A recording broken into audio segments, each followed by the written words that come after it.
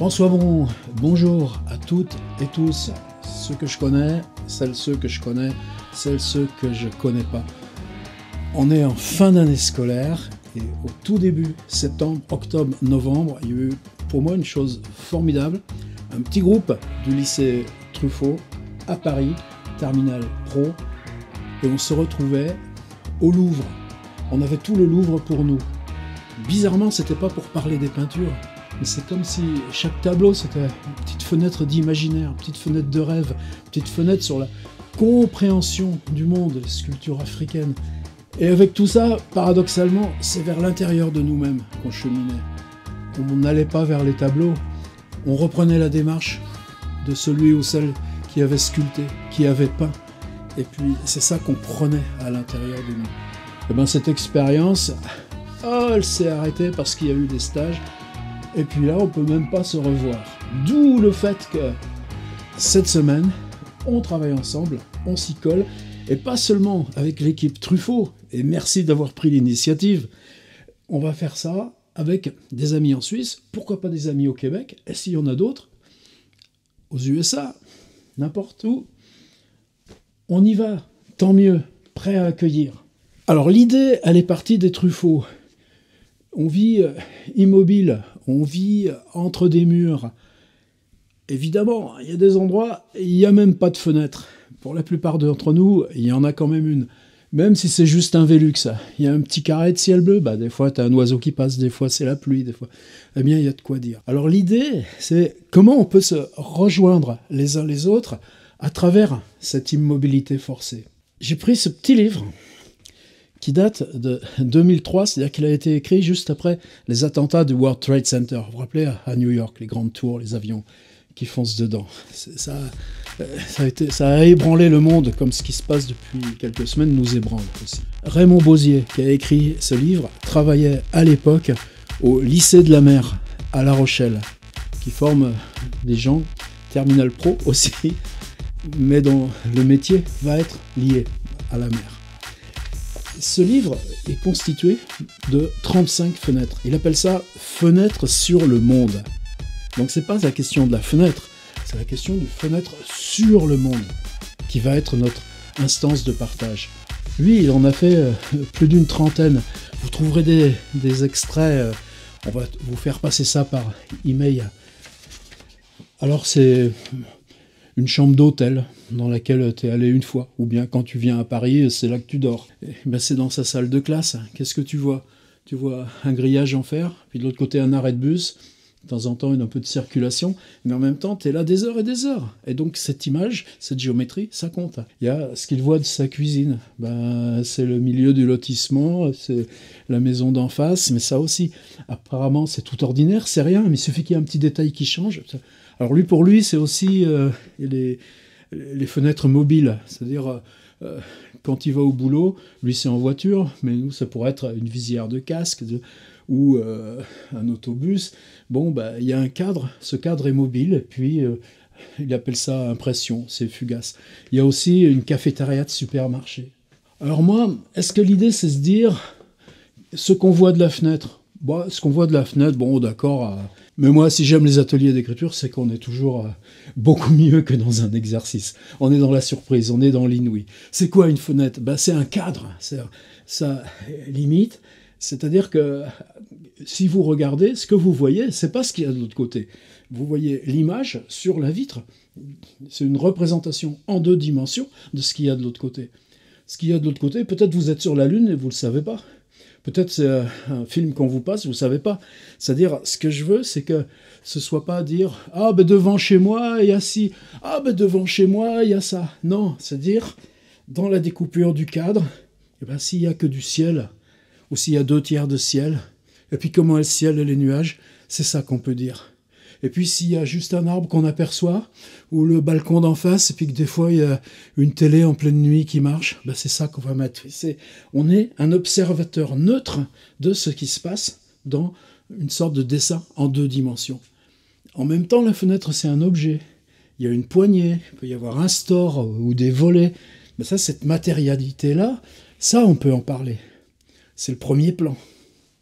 Et puis, il y a aussi le temps. C'est-à-dire, est-ce que c'est pareil le matin ou le soir? Est-ce que c'est pareil justement quand vous ouvrez le matin ou que vous refermez le soir? Et si c'est la nuit, c'est comment? Et si c'est l'hiver et si c'est l'été, est-ce que c'est pareil? Et quand vous n'êtes pas là, qu'est-ce que ça voit, la fenêtre, si vous n'êtes pas là ni pour le voir, ni pour le dire? C'est-à-dire qu'avec quelque chose de très simple, ce cadre, on va pouvoir organiser plein de variations. Zoom sur un détail, chamboulement du temps, petits objets précis qui sont la matérialité de la fenêtre. Et là, à ce moment-là, ça va donner à voir pour l'autre. Celui qui n'est jamais venu chez vous. Celui qui n'a pas le droit en ce moment de venir chez vous. Et si vous voyez votre fenêtre comme un étranger à vous-même, les invités que vous faites venir, qu'est-ce qu'ils voient eux? Ça, ce sera la fenêtre principale. Mais moi, ce que je vous proposerais, dans cet exercice, tranquillement, c'est de faire 3 fenêtres. Il y a ce qu'on est obligé de supporter. Alors ça peut être très bien, il y a la famille, il y a les proches, il y a ceux qu'on aime.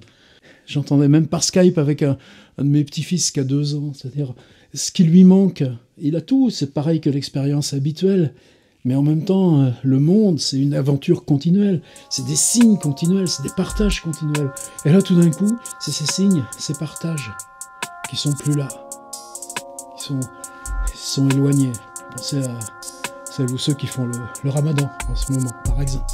Alors, il y a cette fenêtre principale, celle qui est là, et puis je vous dis, c'est pas la question de dire « Oh, faut que je fasse pour le prof la disserte où tu racontes ce qu'on voit par la fenêtre. » Non, c'est pas ça. C'est tout ce que j'ai dit.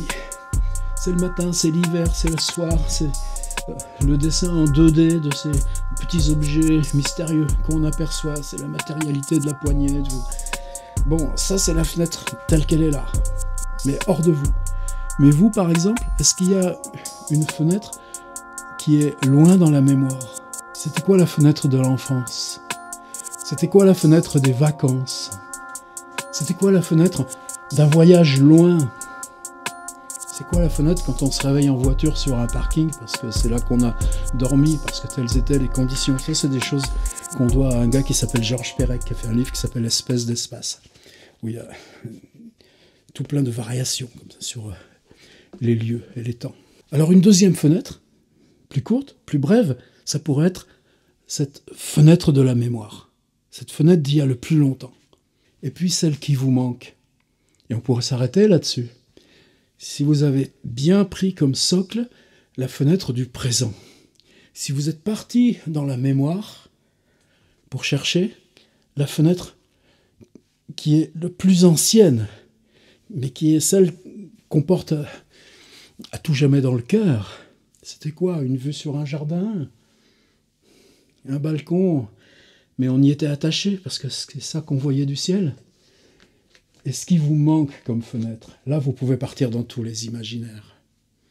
Est-ce que votre fenêtre elle est en haut d'une montagne?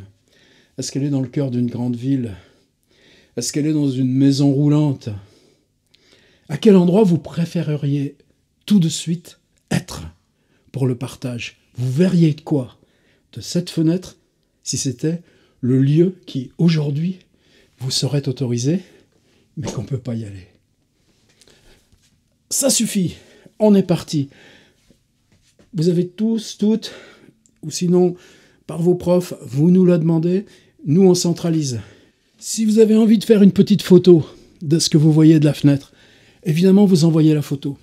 Encore mieux, si vous avez envie de mettre l'appareil comme ça, de photographier la fenêtre, et puis de dire à voix haute ce que serait votre texte, même pour la chambre rêvée, même pour la chambre de la toute enfance. Dictez-le à votre téléphone en filmant ce qu'il y a devant vous. Il y a même encore autre chose qu'on peut faire. C'est vous filmez vous en train de lire. Alors faites ce que vous voulez. Si vous écrivez sur une page, vous faites la photo de la page, vous nous l'envoyez. Si vous tapez sur le téléphone, vous envoyez directement par mail ce que vous avez tapé. Et puis vous faites une petite photo et vous envoyez. Mais si vous voulez bien vous filmer, eh ben, je pense que ce sera 1000 fois plus fort pour ce qu'on va faire circuler. Choum, c'est ça, ce qui nous a sauvés, c'est Internet. c'est le numérique, c'est le tout autour du monde. Et puis qu'avec ce tout autour du monde et puis ces petits partages, on puisse retrouver quoi? Le plus ancien, la vieille mémoire, la passion de l'imaginaire, du rêve. C'est ça qu'on appelle l'écriture. C'est quoi le langage, les mots? C'est ce qui permet d'être en lien les uns avec les autres. Et croyez-moi, les Truffaut, ce qu'on a fait au Louvre, c'est resté dans le cœur. Je suis sacrément content qu'aujourd'hui, on réouvre la fenêtre. Celle-ci, la fenêtre. La fenêtre du dedans, la fenêtre du cœur. À très vite, j'attends les textes.